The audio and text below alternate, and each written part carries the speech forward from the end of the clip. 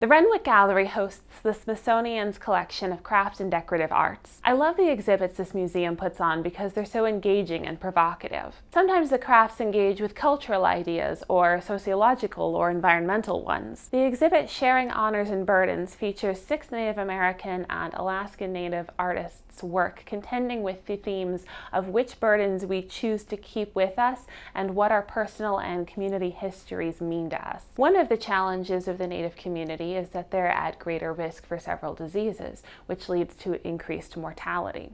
The exhibit was full of beautifully crafted body bags and beadwork that represents the molecular composition of diseases like diabetes.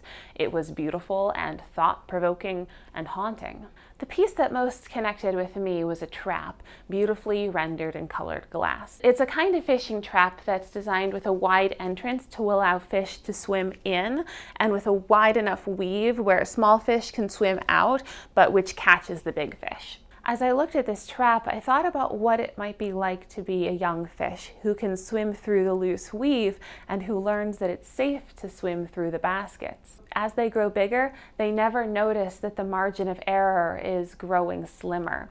One day, they're big enough to be caught. The lessons they learned when they were small did not prepare them for life once they were grown. This is not, of course, how fish think, but it is how humans think, specifically those humans with developing young minds. If a young person never faces consequences for their actions, then they never learn consequences for their actions. Thus, when there are consequences for their actions, it comes as a shock, like the fish who's grown large enough to be caught in the trap. It doesn't seem fair, but that's what happens when one grows up with no consequences and then has consequences sprung upon them. I'm reminded of a legal defense called affluenza, which argues that rich kids who grew up sheltered can't be held accountable for their actions because they simply couldn't have foreseen that, for example, drunk driving can lead to injuring others. I'm reminded too of the traps I might have fallen into and been completely unsure of how to free myself. When I was a teenager, I would date boys, aware that if things went too far for my liking, I could end things and be safe. But there's a difference between dating when you're young and dating as an adult. I have a recurring nightmare that it's my wedding day and I don't and can't love my husband. Everything's ready and everyone's waiting. I look the part and it would be so easy to walk down the aisle and say, I do. I try to tell myself that there are worse things than being married to someone you love, even if you don't love them the right way.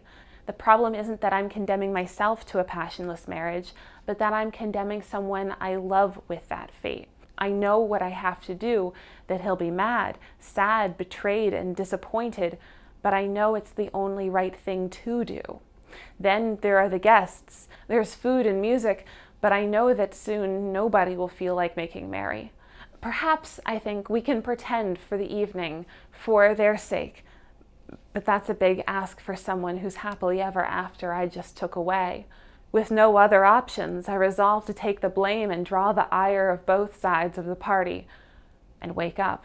This trap in the Renwick reminds me of the fact that you have to know yourself well, know what makes you happy, and know the impact you have on others and on the world around you, or else you run the risk of getting caught somewhere you don't want to be.